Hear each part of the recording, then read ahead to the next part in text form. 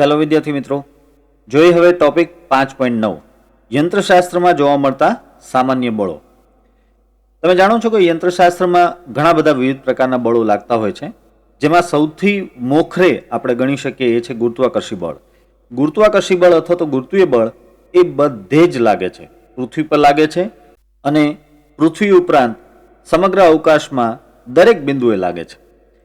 આ ગુરુત્વીય બળ વિશે આટલી વસ્તુઓ યાદ રાખવી જરૂરી છે કે ગુરુત્વીય બળ એ કોઈપણ જાતના સંપર્ક વગર લાગે છે, એટલે કે તેને ક્ષેત્ર બળ કહેવાય છે. સંપર્ક વગર આ બળ લાગે છે એટલે તેને ક્ષેત્ર બળ કહે છે અને તેને કોઈપણ જાતના માધ્યમની પણ જરૂર પડતી નથી.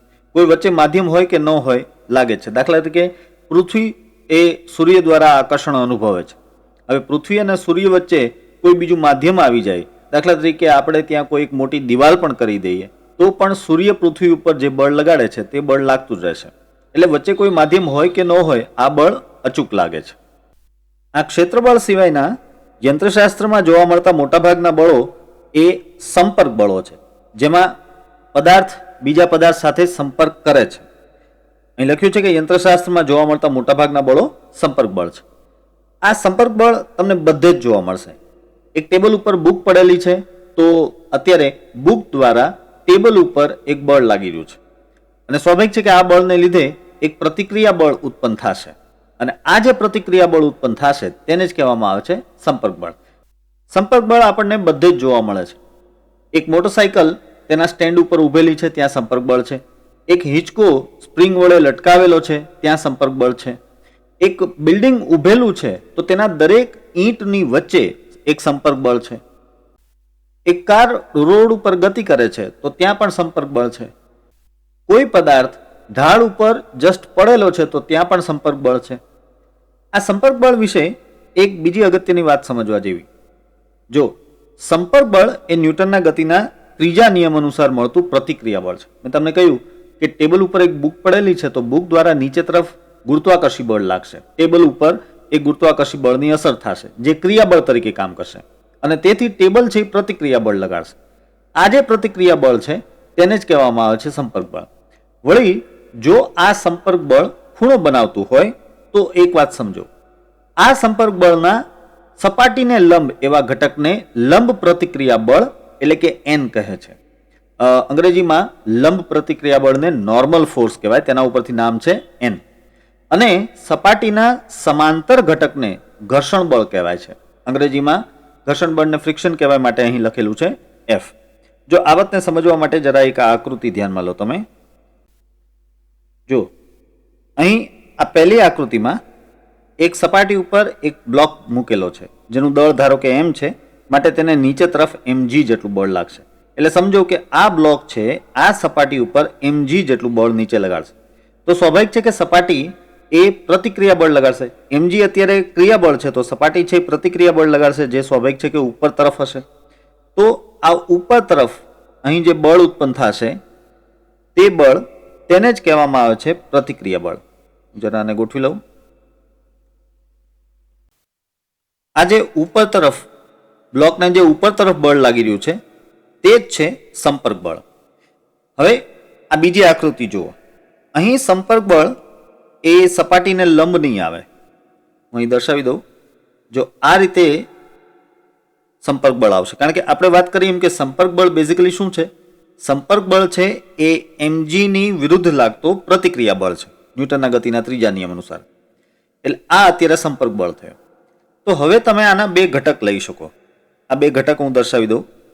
જો એક ઘટક તમને આ બાજુ મળશે જે સપાટીને સમાંતર છે અને એક ઘટક તમને આ બાજુ મળશે જે સપાટીને લંબ છે. આ જે સપાટીને લંબ ઘટક છે તેને જ કહેવામાં આવે છે લંબ પ્રતિક્રિયા બળ n અને આ જે સપાટીને સમાંતર ઘટક છે તેને જ કહેવામાં આવે છે ઘર્ષણ બળ f. આ ઘર્ષણ બળ f જ છે કે જે આ બ્લોકને નીચે સરકવા નથી દેતો.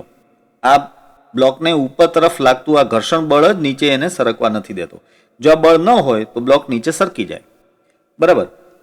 હવે આ પહેલી આકૃતિમાં પાછા આવો.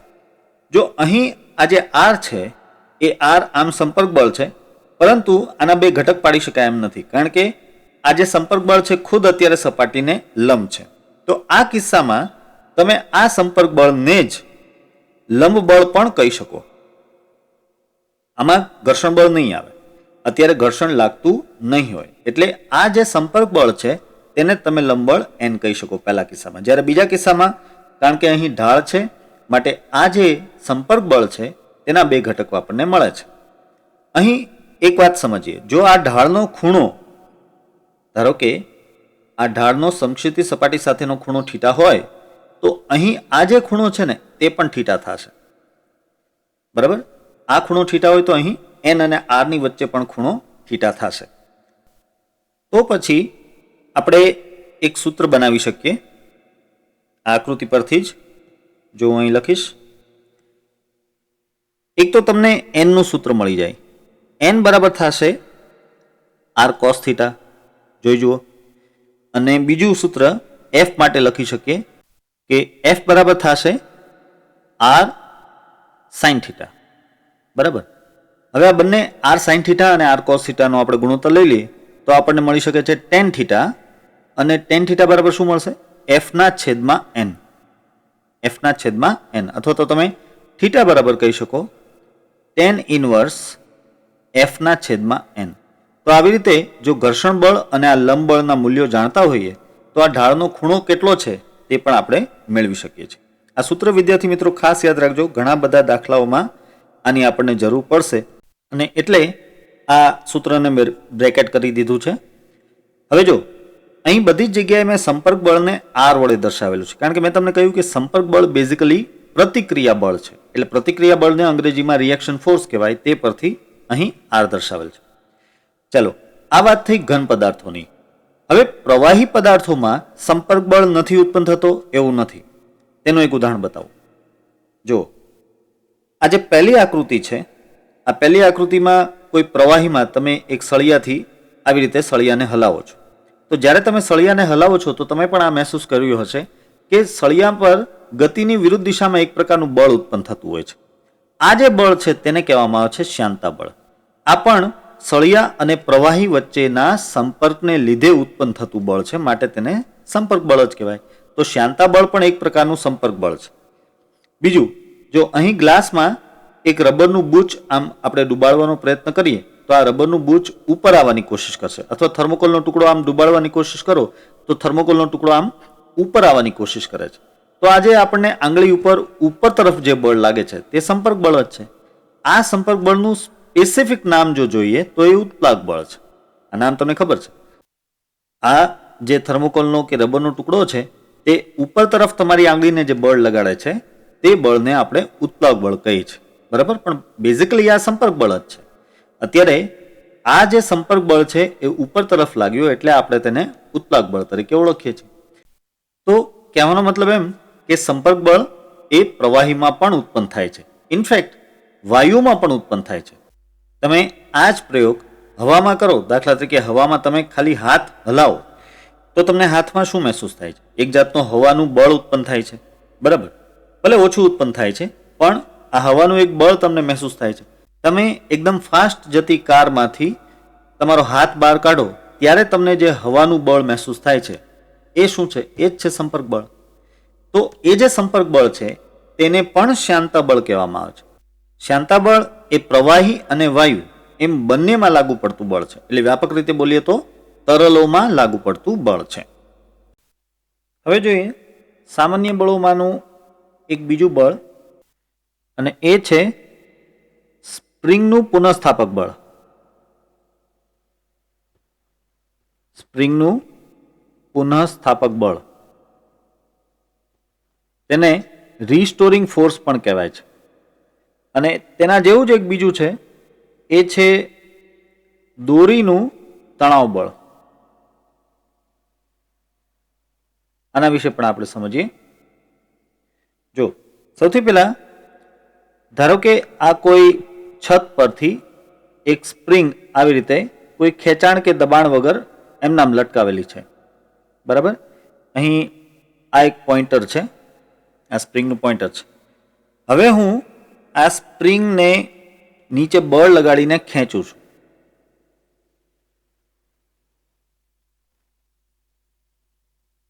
આ રીતે સ્પ્રિંગને ખેંચું છું, સ્પ્રિંગ આવી રીતે લાંબી થાય છે.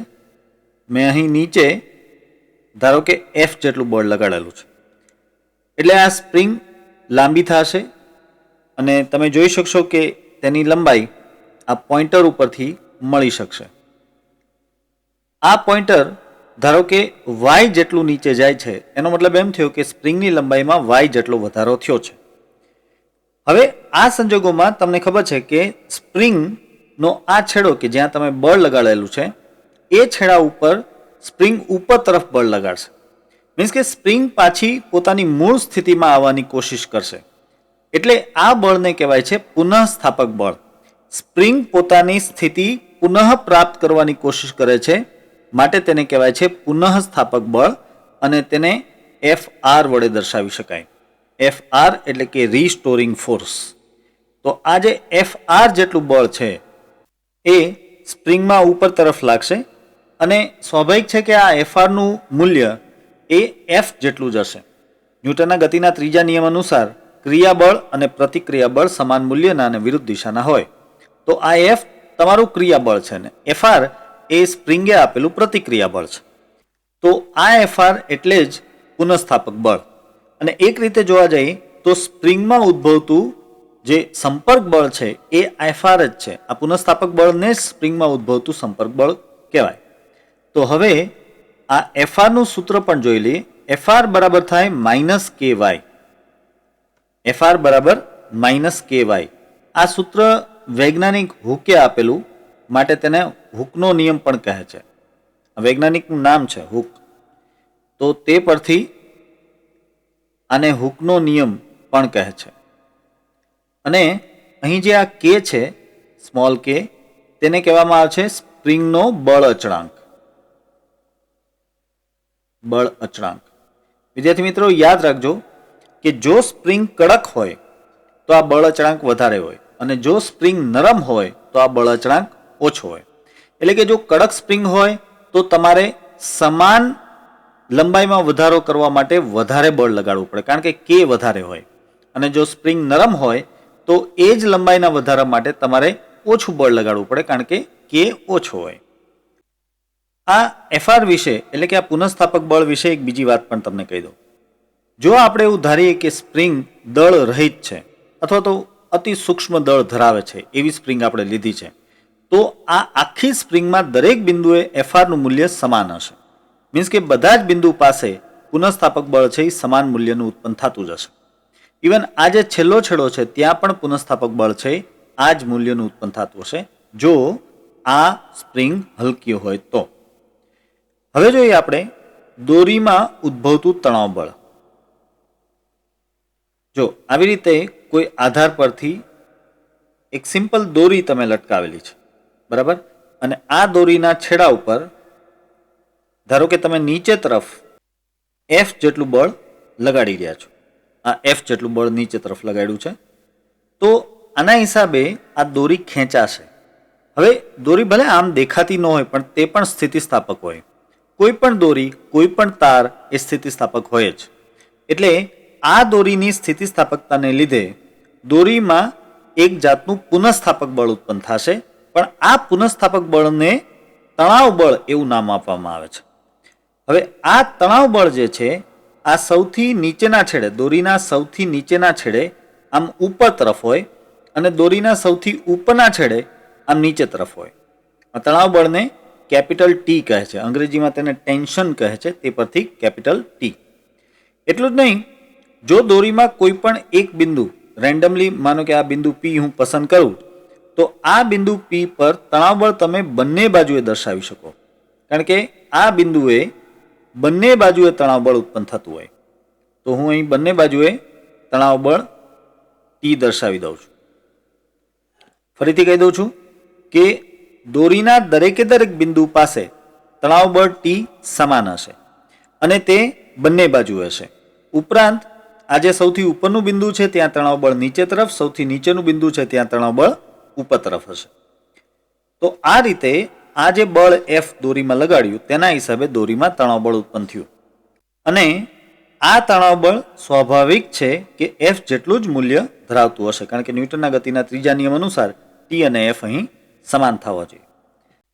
હવે આપણને દાખલાઓમાં MCQમાં જે મોટાભાગના કિસ્સાઓ જોવા મળશે એ કંઈક આ રીતના હશે. કોઈ એક દોરી હશે, આ દોરીને છેડે કોઈ M દળનો પદાર્થ લટકાવેલો હશે, બરાબર.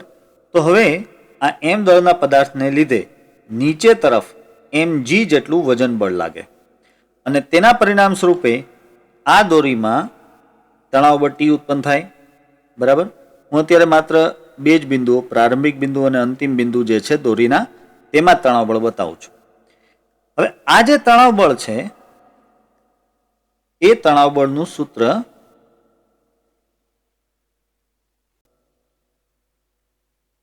T બરાબર mg જેટલું જ થશે. T બરાબર mg. તો આમ તણાવ બળ માટેનું સૂત્ર છે T બરાબર mg, જ્યારે પુનઃસ્થાપક બળ માટેનું સૂત્ર છે F - ky. અહીં પણ આ F - ky માં એક વાત આ સ્પષ્ટ કરી દઉં. અહીં માઇનસ નિશાની જે છે એ દર્શાવે છે કે પુનઃસ્થાપક બળ એ સ્થાનાંતરની વિરુદ્ધ દિશામાં છે. તમે જો આ સ્થાનાંતર નીચે તરફ છે ને, અહીં એક તીર કરી નાખું. આ સ્થાનાંતર તમે જોઈ શકો છો કે નીચે તરફ કરાવ્યું છે. સ્પ્રિંગને આપણે નીચે તરફ ખેંચી છે અને પુનઃસ્થાપક બળ ઉપર તરફ છે. એટલે હંમેશા આ જે પુનઃસ્થાપક બળ છે એ સ્થાનાંતરની વિરુદ્ધ દિશામાં હોય, માટે આમાં માઇનસ નિશાનીનો ઉપયોગ કરવો પડે છે. હવે આપણે આ સામાન્ય બળો વિશે થોડીક વિશેષ માહિતી હજી પણ મેળવીએ. જો અહીં ખૂબ જ સરસ ચર્ચા આપેલી છે. પ્રકરણ 1માં આપણે જોયું કે કુદરતમાં 4 મૂળભૂત પ્રકારના બળ છે. આમાંથી નિર્બળ બળ અને પ્રબળ બળ એ એવા વિસ્તારમાં લાગે છે કે અહીં આપણે તેની કોઈ ચિંતા કરીશું નહીં. યંત્રશાસ્ત્રના પરિપ્રેક્ષ્યમાં માત્ર ગુરુત્વ બળો અને વિદ્યુત બળો જ પ્રસ્તુત છે. જો વિદ્યાર્થી મિત્રો, આપણે ક્યારના અલગ અલગ પ્રકારના સંપર્ક બળો જોઈ રહ્યા છીએ, બરાબર. પુનઃસ્થાપક બળ લઈ લો કે પછી તણાવ બળ લઈ લો કે પછી ઉત્પ્લાવક બળ લઈ લો વગેરે વગેરે. હવે સવાલ એ છે કે મૂળભૂત બળો તો 4 જ હતા. આપણે પ્રકરણ 1માં જોયું કે મૂળભૂત બળો તો ખાલી 4 જ હતા. અને એ 4 એટલે કયા? એક તો નિર્બળ બળ, વીક ન્યુક્લિયર બળ, પછી પ્રબળ બળ, પછી ગુરુત્વાકર્ષી બળ અને વિદ્યુત બળ, આમ તો વિદ્યુત ચુંબકીય બળ, બરાબર. આ 4 મૂળભૂત બળો છે. તો પછી આટલા બધા બળો ક્યાંથી આવ્યા?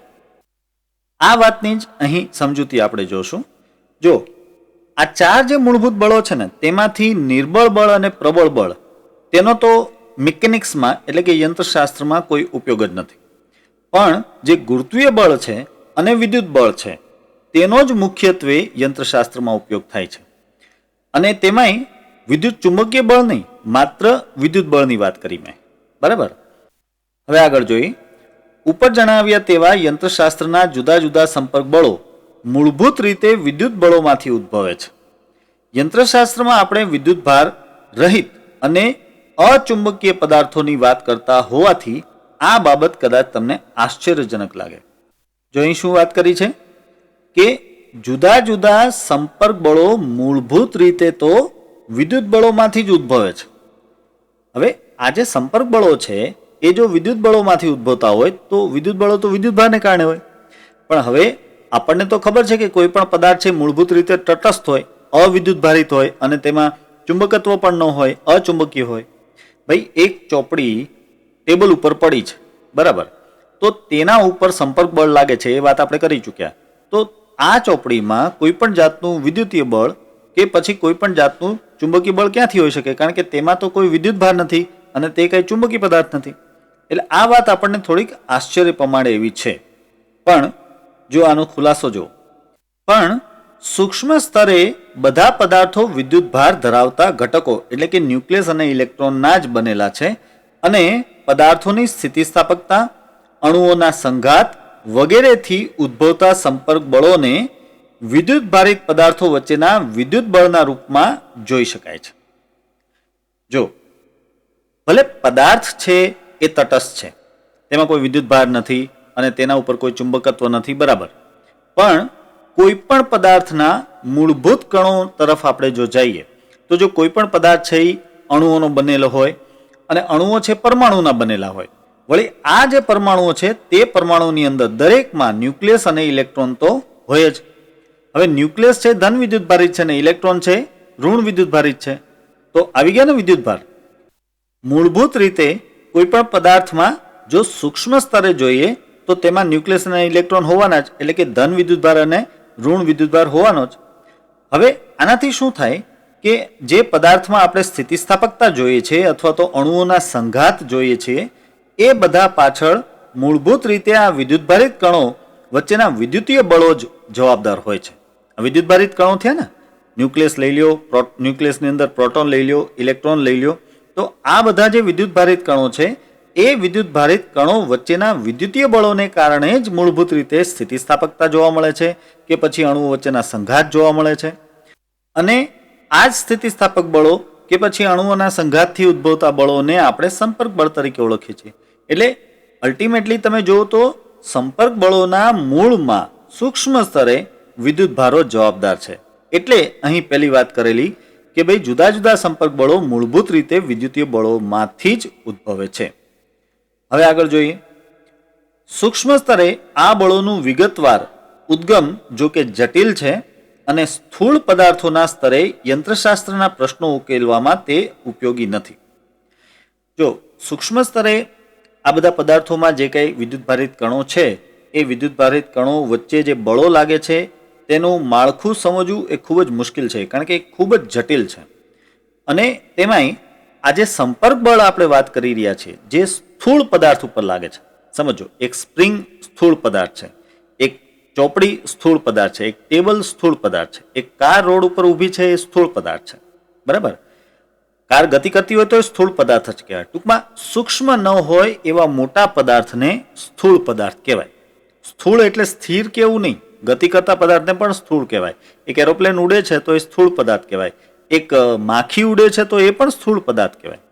અતિ સૂક્ષ્મ ન હોય તેવા પદાર્થો સ્થૂળ પદાર્થ કહેવાય. તો ફરીથી વાત ઉપર આવીએ કે આ જે સ્થૂળ પદાર્થો છે તેના ઉપર લાગતા આ જે સંપર્ક બળો છે એ સમજવામાં આ ન્યુક્લિયસ વચ્ચે કે ઇલેક્ટ્રોન વચ્ચે લાગતા જે વિદ્યુતીય બળો છે તેનો ઉપયોગ કરવો જરૂરી નથી. ઇનફેક્ટ એ ઉપયોગી પણ નથી, કારણ કે સ્થૂળ પદાર્થના પ્રશ્નોને ઉકેલવા માટે થઈને આ જે સૂક્ષ્મ સ્તરે લાગતા વિદ્યુતીય બળો છે તે ચાલે નહીં.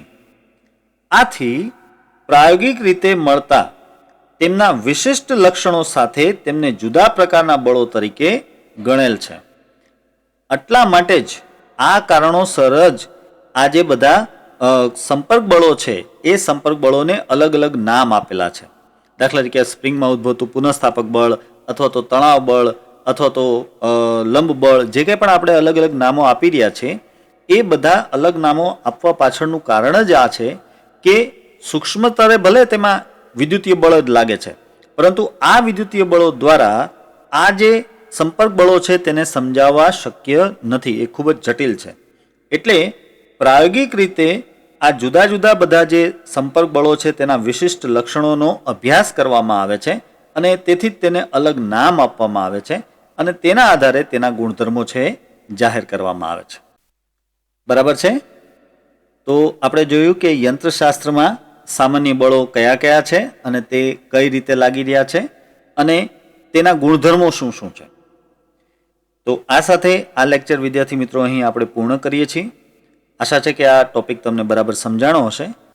અને સાથે જણાવી દઉં કે આ ટોપિકના પ્રશ્નોત્તરની પીડીએફની લિંક ડિસ્ક્રિપ્શનમાં મૂકેલી છે, તે તમે ડાઉનલોડ કરી શકશો. ઠીક છે, તો ચાલો, નમસ્કાર.